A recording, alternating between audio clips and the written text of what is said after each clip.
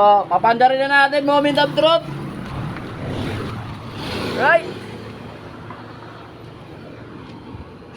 Yun o. Ang lakas.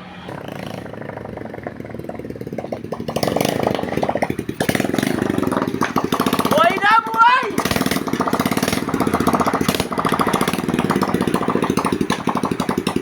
Pero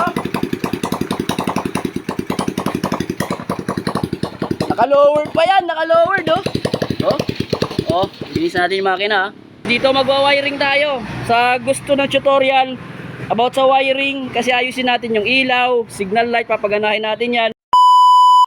What's up mga idol? Ito na po yung pagpapatuloy natin sa naudlot nating video, no?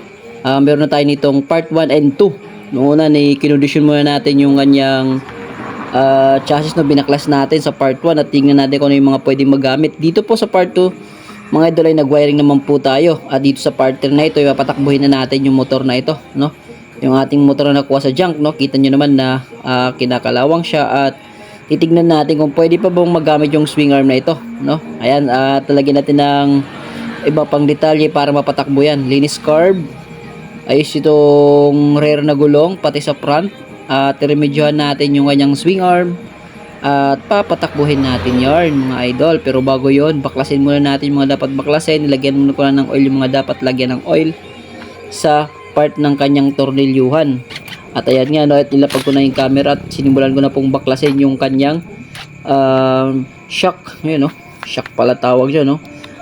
Pag dumarating yung mga maniningil, nasashock ka. Ayaw hito. Aniya. Yun, no? So baklasin na po natin itong kanyang shock mga idol. Okay? So pag natanggal na yung dalawang tornilyuhan dyan sa ibaba at sa sa taas sa baba ay pwede natin yung mahugot. Alright. So diretso walang edit sa voice over. Yon. So tanggalin natin dito yung kanyang apakan na ito, no? Mayroon lang dalawang tornilyuhan diyan na dapat tayong tanggalin. Okay, natanggal na. At yung kadena, pwede na natin yung matanggal din pag natanggal natin yung gulong. Yan, hugutin natin yung axle. At itabi muna natin yan. Yan, tanggalin yung kadena at saka yung gulong.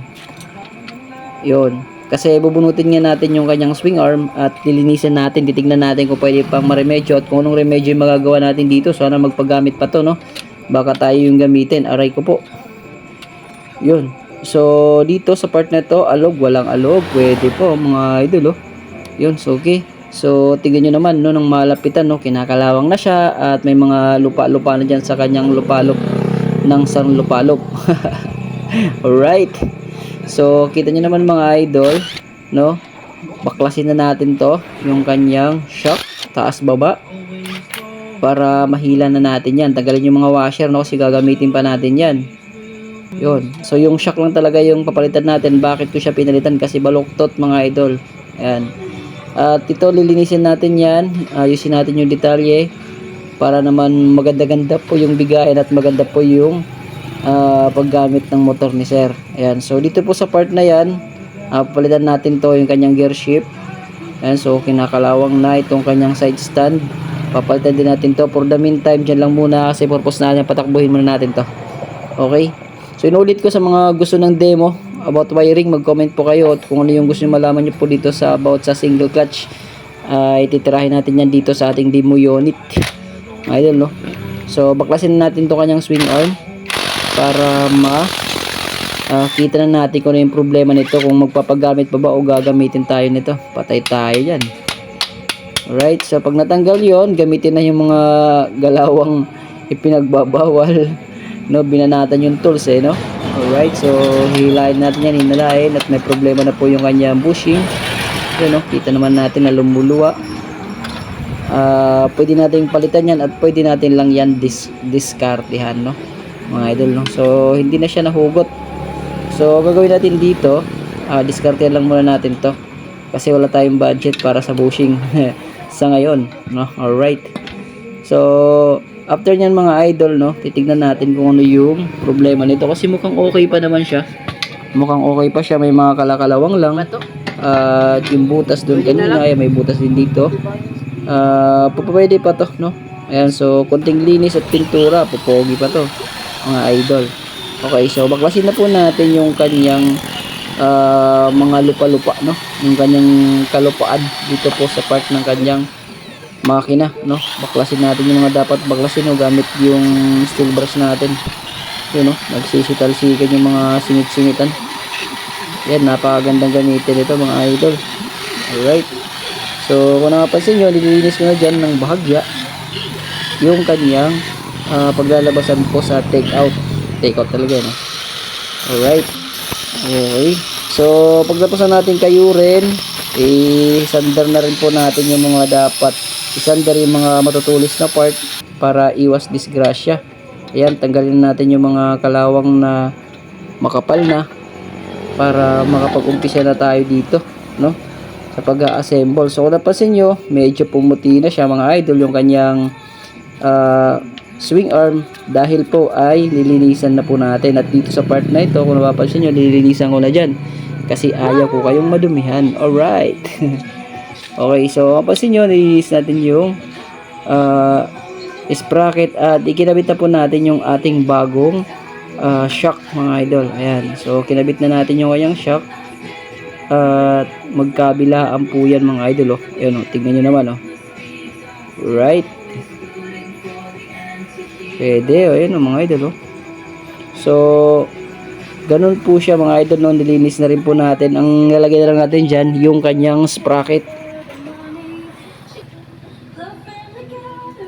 So kaya mga idol, at nabuo na po natin, no. Nilinis ko na po yung carburetor. Hindi ko napakita yung ginawa nating paglinis, pero pinalitan natin to ng repair kit kasi nagka-problema yung repair kit. Yung kinuha lang natin itong dalawa. Ayan, yung dalawa lang yung kinuha natin kasi nag-overflow. Alright, so nalinis na, nalagyan na natin ng hose. Ayan yung tangke. Ayan. So, papanda rin na natin moment of truth.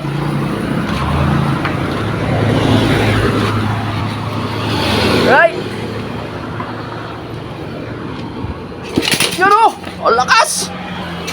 Wow! Woo! Alright! It's alive! Nabuhay! Oh! Oh, ha? Kaya daw rin ang bagong spark plug yan!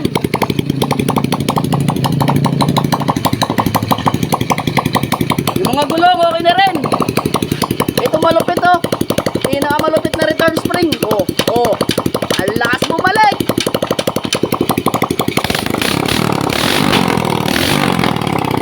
Siyempre, patakboy natin yan. Videoin mo nga ako, videoin.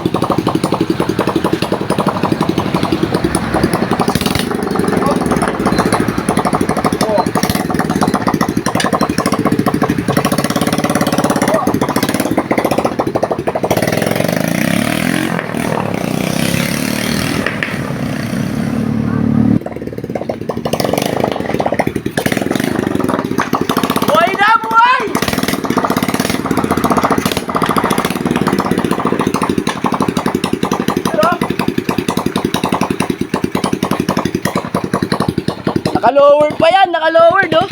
Oh, oh, bilis natin yung makina, ah. Okay, patay. Wala ng gas. Alright, so dito ni-lowered natin. Inayos ko kasi ayaw mag-play, no? Ayaw mag-play dito kanina. Nag-bounce. Ngayon, nagbabounce na yan. Sana nakikita, no? Nagbabounce na yan. Nilagyan natin ng langis, no? Yan, niremedyohan lang natin yung brake dito sa harapan. So sa susunod na video na yon, kasi magpapalit tayo ng repair kit. Kasi ito, papalitan na rin natin, no? Di pa natin napalitan, pero gumagana na, diba? Ayos, diba? Oh, ha? Tanggi natin, nalinis na natin yan.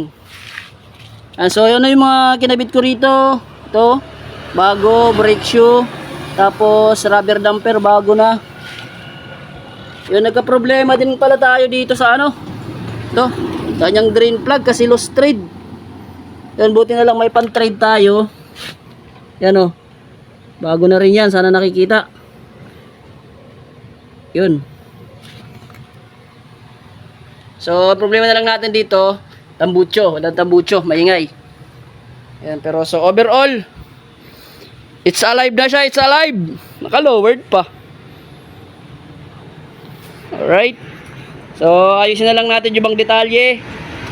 Tapos dito magwa-wiring tayo. Sa gusto ng tutorial about sa wiring, kasi ayusin natin yung ilaw, signal light, papaganahin natin yan. Mag-comment down kayo mga idol, comment down below. Para magawa natin yung specific video yung gusto nyo. Kasi nandito na to eh, oh. Alright, so dito lang muna yung video natin, no? Maraming salamat sa mga nag-abang na mabuhay natin yung motor na to. So, may tambucho tayo dito.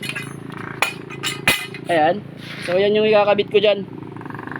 So, sundan nyo na lang po yung next video nito mga idol, no? Dadahan-dahanin natin itong ayusin.